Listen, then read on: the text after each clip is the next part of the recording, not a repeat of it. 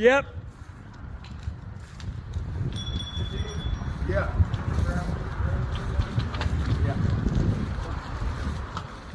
Fuck.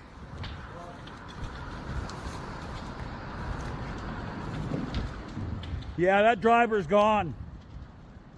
Hello?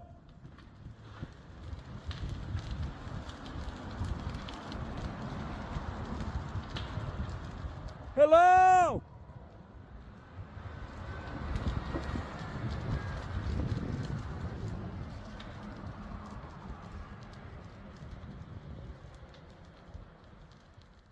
Like everybody's telling me like, I'm glad you're okay, and I am too. I'm glad I was able to see my children and everything, but I'm like, maybe I would have traded a broken arm just to see my truck okay. This is a time for individuals and for organizations and cities to stand up for what they believe in and to affirm their values with regard to the community.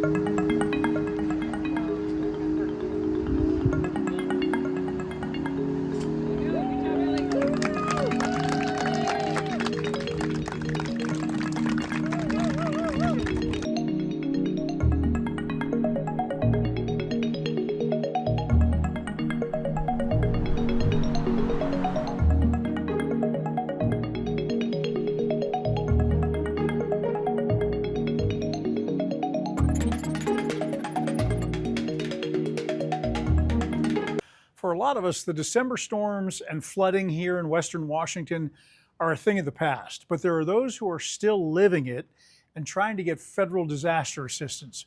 The deadline to apply for that assistance is approaching fast, June 10th, but this weekend, the weekend of June 6, 2026, disaster assistance experts will be in several Washington state communities to help. These specialists can help with FEMA applications and Small Business Association loans and address any other questions that you may have.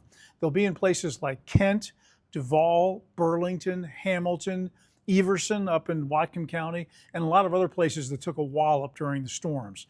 If you need help, go to the Washington Military Department website. That's mil.wa.gov/news for more information, and good luck.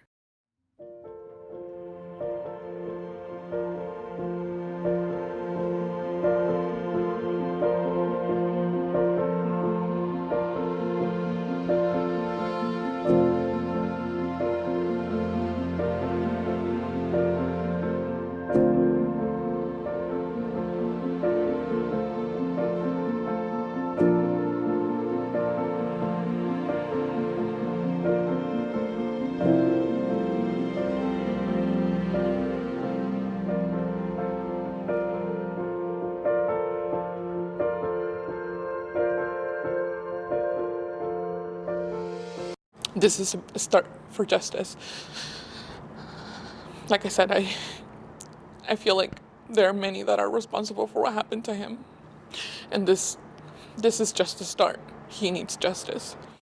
Today, we're talking about something a lot of women feel, but don't always say out loud. Even when life is full with careers, family, and big transitions, friends can start to feel a little thinner and a little harder to keep up with. Dr. Suzanne Wallach, marriage and family therapist, is here to help us unpack why this happens. Midlife, women go into what, and men too, I think what I kind of call a compression stage, meaning we're often managing careers, we're raising children. Some of us are launching children into adulthood, caring for aging parents, and often all at once. So our emotional bandwidth can get a lot lower than it is when we're younger and in our 20s. And also, I think our emotional availability becomes a lot smaller, and what we start to prioritize becomes, more about family and what's immediate and what's in front of us.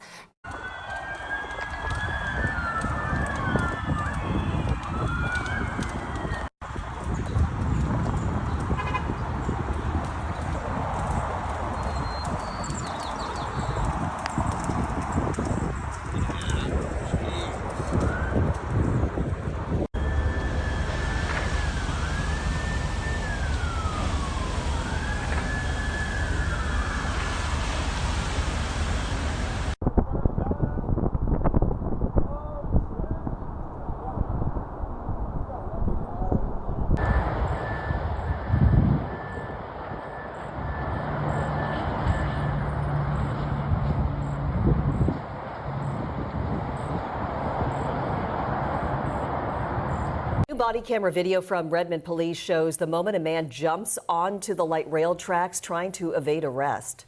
Hey, get off the track! On Monday evening, an employee at Music and Arts told police a man stole a guitar worth almost $900. Police tracked the man down to downtown Redmond Station. He ran when police approached him. He leaped onto the tracks and then over the side of the elevated station onto a roof 15 feet below. Police surrounded him and was able to take him into custody. He now faces charges for theft and obstruction. The guitar was returned to the store. That guy's insane. Those are the words from an air traffic controller as the pilots of a JetBlue flight had to climb to avoid a collision with a flight training plane in Florida. But what's interesting here is that the FAA says this does not constitute a near midair collision and the planes were properly separated. But even still, this earned that big reaction from air traffic control as that JetBlue flight had collision warnings going off in the cockpit. They're turning toward us. I see them also descending. We're moving JetBlue up. I think we're climbing. This incident happened on Monday, and the latest data from Flight Radar 24 says the planes were about 500 feet from each other vertically, but were still 1.6 miles away from one another horizontally. Even still, the Federal Aviation Administration says it's investigating. The Seahawks aren't hiding their recent success. The floor-to-ceiling banner behind me says as much. But there's also no complacency. Cooper Kupp says success shouldn't dictate the process. Regardless of what the result was, it's like, hey, we can get better. We can scrutinize. We can we can dive into things, and just because something worked, that doesn't mean that we can't still find ways to improve on it. There's a story and a lot of blood, sweat, and tears behind each of them, and so there's like the respect for what went into those things and what those stand for, and the journey that they stand for, the hardships that were overcome in each of those things. But it's also like at the end of that moment of reflection is like the period at the end that says well, now what?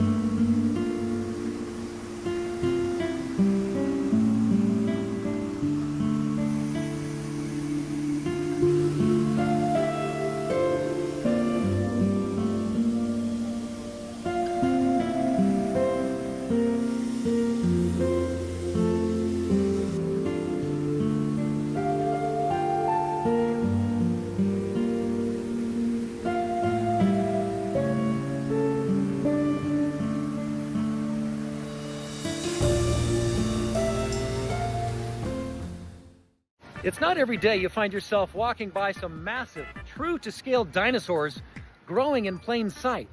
Unless, of course, every day you're walking in this neighborhood. It was back in 1998 that these massive topiary dinosaurs came to Fremont from Seattle's Pacific Science Center, and the cost was just $1. They struck a big deal. It was a local here in Fremont, Josh Logan, who took advantage of the opportunity and enlisted the aid of some other community activists and stakeholders. They got donations going, and before you know it, the dinos were home here in Fremont.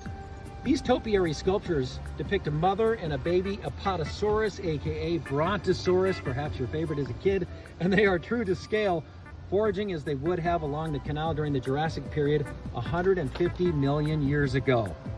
The topiary dinosaurs, ready and waiting for you, maybe forever, here in Fremont.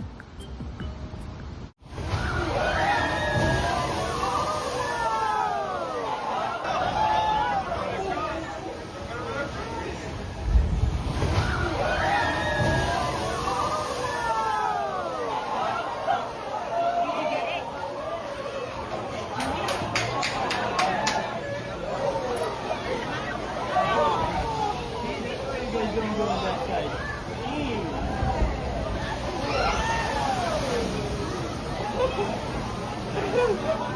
My sister doesn't have a life anymore.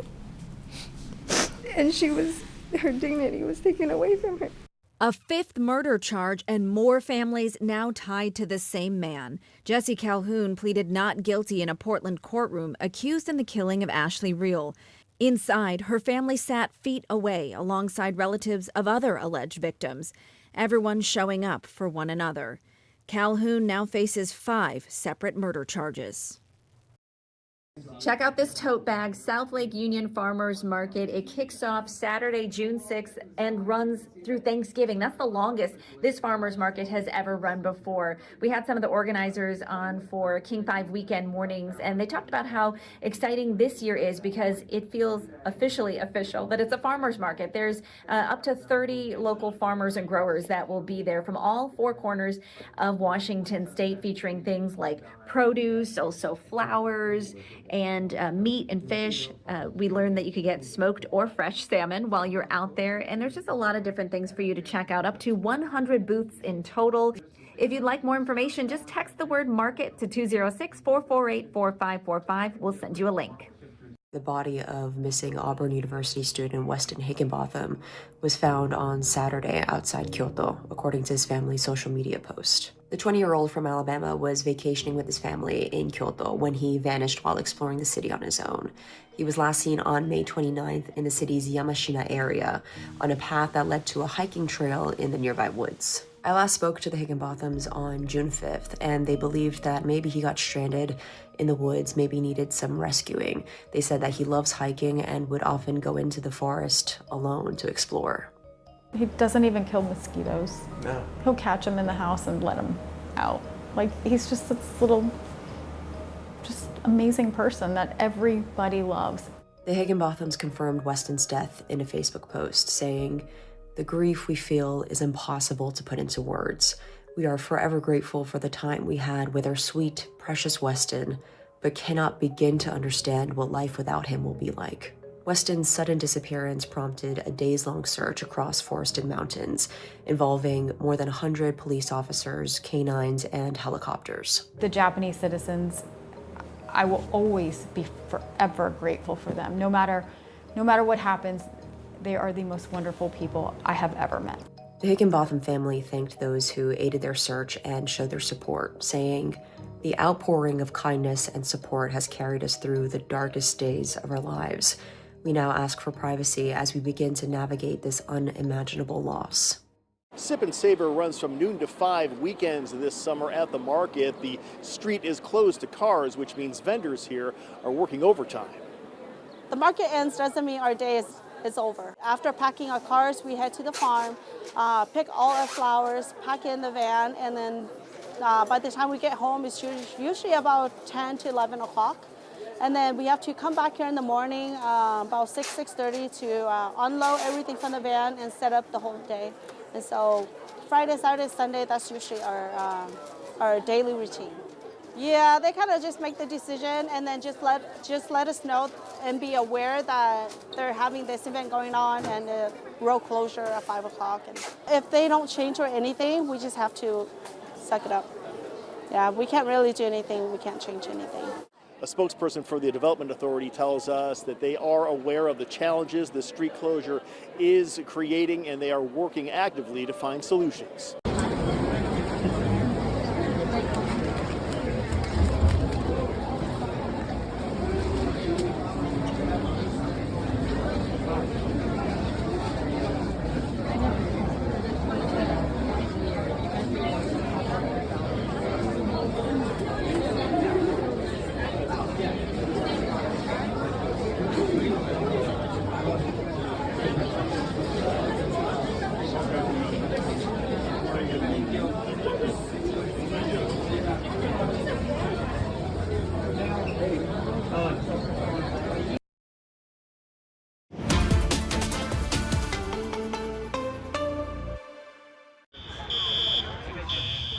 Imagine going to Walmart and having to evacuate because someone set merchandise on fire. That's exactly what happened here in Renton, Washington.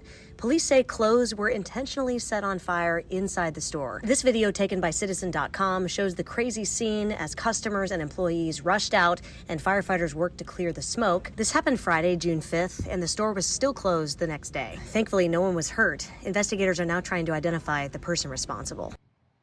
Well, it may only be 15 days until the summer solstice, but not feeling like it today around western Washington. Cool temperatures in the lowlands and snow falling up in the mountains. You can see in this video from up at White Pass ski area, this is high camp up at 6,000 feet, definitely above the snow level as we got the snow coming down there, and maybe about an inch of snow sticking on things. Not going to last very long, but it is just kind of fun to see that in the month of June for sure. But down at the base, this is at 4,500 feet. You can see it's a mixture of rain and snow. So we're calling for a snow level of about 4,500 feet. Looks like that's pretty much on the nose. And places where it does fall, it's not going to stick for very long. In fact, check out the shot from Paradise earlier this morning. Nice dusting of snow, but you can see about an hour later after the snow stopped and it started to warm up a little bit, the snow disappeared really, really quickly. So it's not going to be anything sticking around, but kind of a novelty here in the month that summer is arriving. A massive world record attempt. Mexico City says it just organized the biggest wave in the world outside a stadium just days before it hosts the first match of the World Cup. Thousands of people performed the sports ritual along one of the city's main avenues. After several practice runs, Mexican officials said the record was set Saturday morning. CNN has reached out to Guinness World Records to confirm. The event resembled a festival with performers, songs, and cheering fans. Those in attendance told CNN the wave has a special meaning to Mexico. Many insist the ritual was started here decades ago, although its exact origins are still disputed. One thing is certain, Mexico popularized it on a global scale when fans performed it here during the 1986 World Cup. 40 years later, the country has embraced it as a symbol of its culture. The Mexican wave represents the union between countries. So in this event, all the countries participate. It doesn't matter if you are Mexican, if you are Chinese, if you are Colombian. So this is a World Cup. So welcome to Mexico City.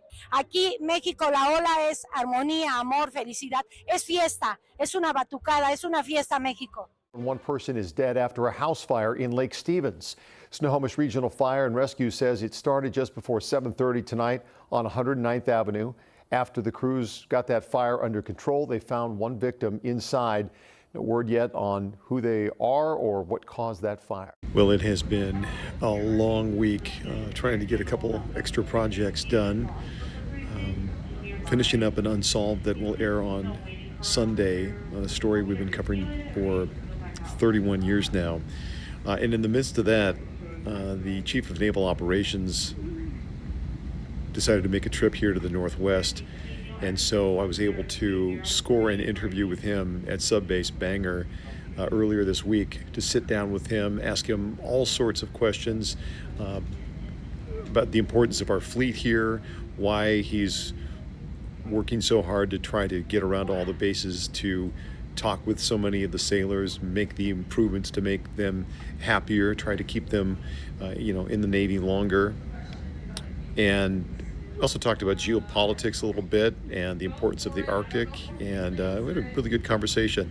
You can find some of that conversation and the story I did as well earlier in the week on king5.com.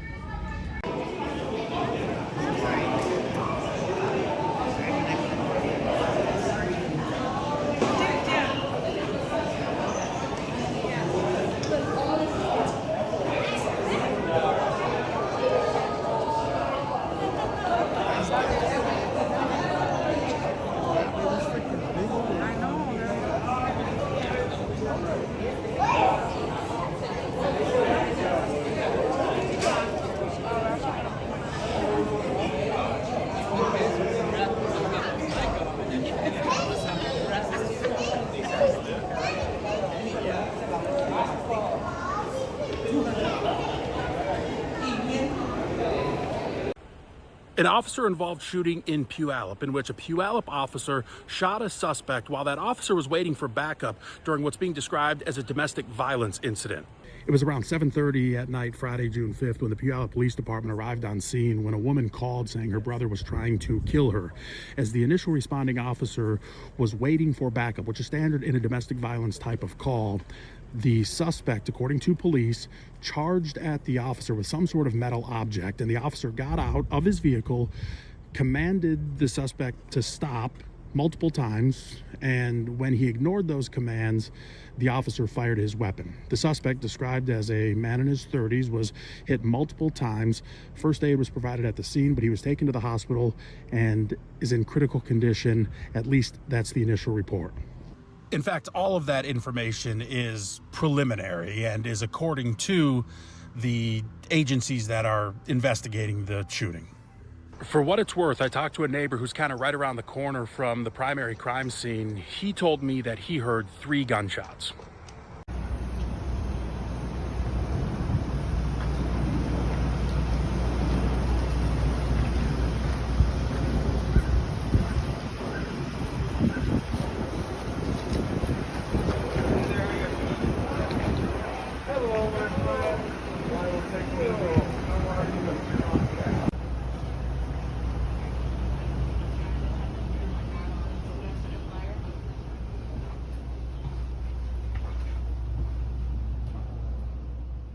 All right, new at 4, Seattle Mayor Katie Wilson says security cameras in the Stadium District will now be activated during the World Cup. She had previously said that the cameras would remain off unless there was a credible threat. Mayor Wilson says the decision follows a new briefing from the FBI and Seattle Police that identified general but credible threats to safety and security during the tournament.